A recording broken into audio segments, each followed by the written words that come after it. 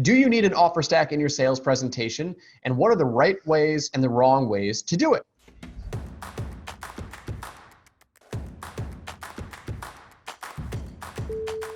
Hey, what's going on, everybody? Joel Irway here, and welcome to another episode of Sold with Webinars. Today, I'm hitting you in the face with, oh God, hitting you in the face. I'm sorry, that sounds awful. I'm hitting you between the ears. How about that? I'm coming at you today with a very special piece of content from a listener. Today, I wanted to go through a couple of frequently asked questions that I got from my listeners, just like you, who had submitted some feedback on new topics they wanted to hear. So I got this question from a listener, and they said, Joel, I would love to learn all about offer stacks. Okay. Do you need an offer stack in your sales presentation? And what are the right ways and the wrong ways to do it?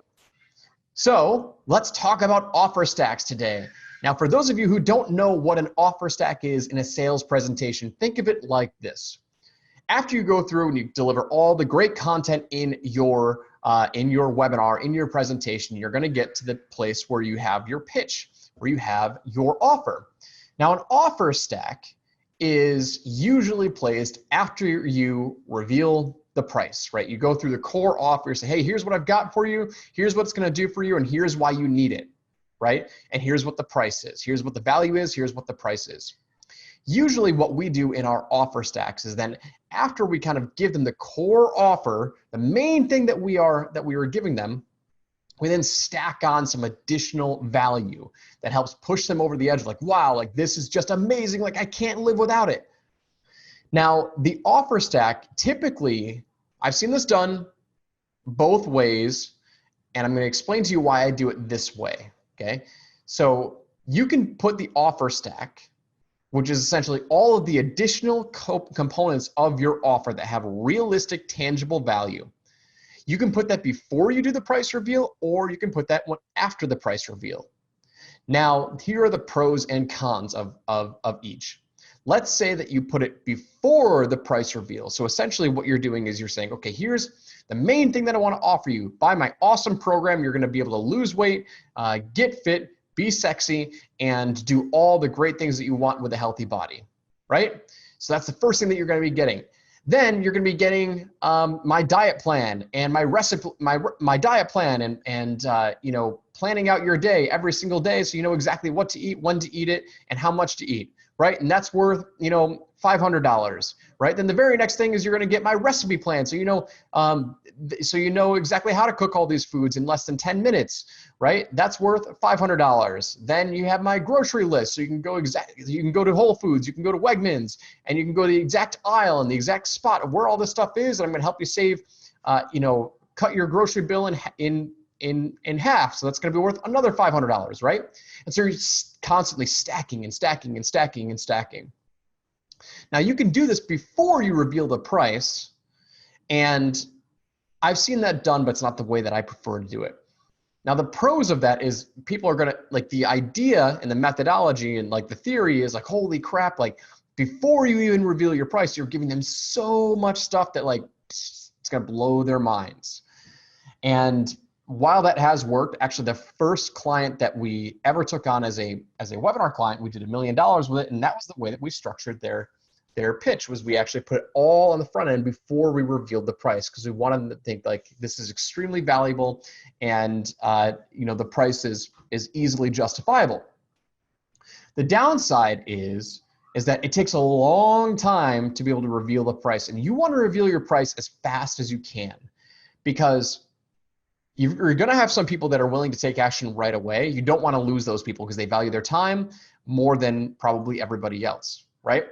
So you want to be able to get to your price as fast as you possibly can. So the reason why I only like to talk about the main thing up front, meaning like my core offer before I reveal the price, is because I want them to, number one, realize that if all they got was just my program and they paid whatever it is that I'm charging for it, it would be completely worth it.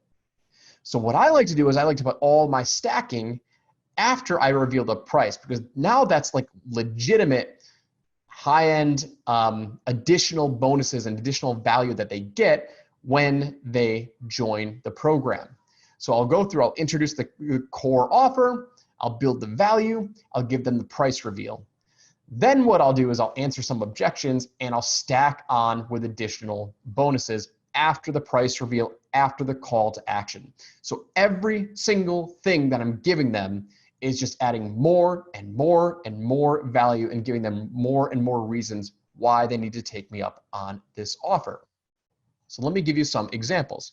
In my high ticket courses program, what we do is we follow this exact same formula. So I go through, give them the core offer, build the value of that core offer, give them the price reveal, right? Then after we give them the price reveal and the call to action, I start stacking on the bonuses and I give the offer stack and I follow this formula.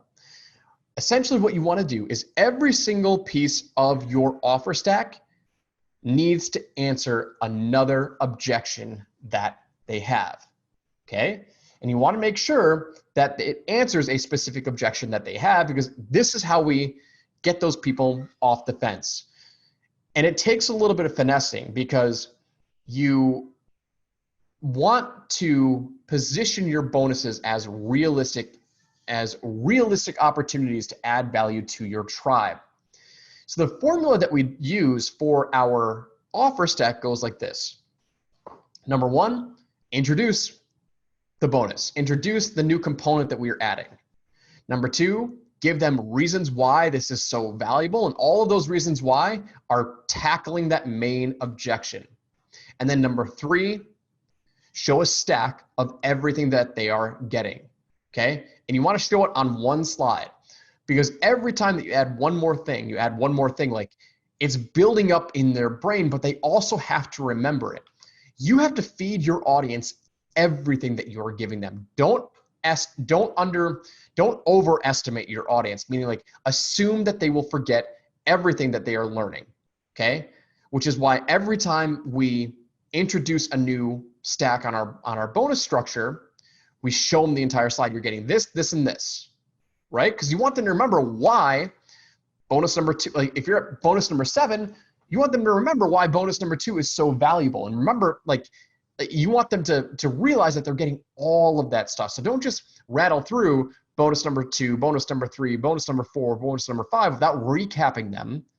You have to get them to remember, like, oh, wow, like I'm getting all of this stuff. It just keeps building on top of each other. So we introduce the bonus, give them the reasons why this is so valuable, and then recap and do a stack slide. The very next thing after that stack slide is we pre-frame another objection that they've got. So maybe it's, maybe like if I'm trying to pull from my memory bank of like with high ticket courses, right? So maybe they have an objection of like, okay, so like I've only talked about paid traffic, right? So I've only talked about in my webinar paid traffic, but I know some people are still nervous about paid traffic and maybe they want to go the organic route.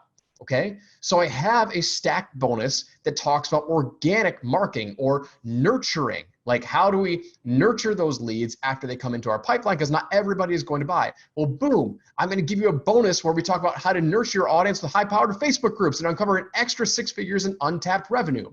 So I'm prefacing the introduction of the bonus with a main objection that I've got. So I'm introducing the bonus, giving them the reasons why, stacking it, and then prefacing the next bonus with an objection that I know that they have. So when I introduce that bonus, I'm killing that objection. So I'm bringing that up, having that conversation in the mind of my audience, in the mind of my prospect that they already know, and then my bonus and my stack crushes it. So by the time I get to the end of my stack, and let's say I've got 8 bonuses, I've got 8 objection killing sequences that I've just destroyed in their mind, which is another reason why you want to constantly bring up your stack slide, because you're showing them that I've killed 8 freaking objections, and there should be no reason why this is not valuable. There should be no reason why they shouldn't take me up on that offer. Make sense? All right, so that's all about stacks and the stack sequence. Now, there's another type of presentation that you can do, which is a book to call presentation. And we don't do any stack slides with book to call because the main call to action is just to get on the phone with us, right? Because when we have a book to call presentation, stacks can actually work against us. Now, because in a direct to sale presentation, which is what we just talked about with all the stacks, meaning they're going to buy directly on that webinar, we want to stack everything. We want to handle the objections. But in a book to call, where you are having that phone conversation, it's more dynamic, you want to make sure you're not giving them too much information, because the more information that you give them, the more opportunities that you have to inadvertently say something to turn them off. So the main thing that we want to focus on with book to call presentations, whether that's a long form webinar or a mini webinar where the call to action is to schedule a call with us, then we want to minimize that. That's why we don't do any stacks, because we don't want to inadvertently say something that will push them away and prevent them from booking a call. Does that make sense?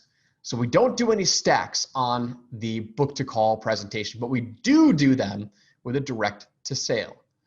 All right, I hope this was valuable for you. Hope you enjoyed this piece of content. Hope you enjoyed today's episode. If you liked it, go ahead and head over to wherever you listen to your podcast episodes, whether it's iTunes, Spotify, Google Play, and just give us an honest and thoughtful review. It would mean the world to us, so we can continue to share this message and share it out to the world. All right, I will see you. Thank you for tuning in for today's episode. I'll see you on the next one.